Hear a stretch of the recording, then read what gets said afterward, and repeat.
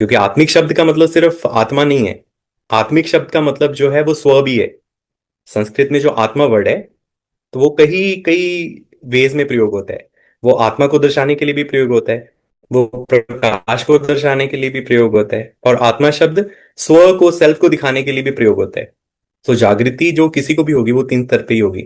भौतिक भी होगी, और आत्मिक भी होगी, और दैविक भी होगी। तो अगर सिर्फ सूचना है या अवेयरनेस है, वो सिर्फ संसार के स्तर पे होगी।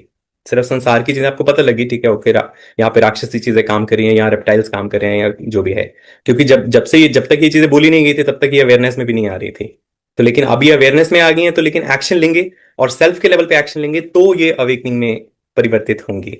ठीक है, अदरवाइज फिर वही है, सुप्तावस्था ही रहेगी। सुप्तावस्था से स्वप्नावस्था रहेगी, स्वप्नावस्था से वो कभी भी जागृति में या जागरण में परिवर्तित नहीं होगी। और इसीलिए अगर आप देखेंगे, तो आज के युग में जो सबसे बड़ी चीज है कि हर कोई ड्रीम स्टेट की बात करता है।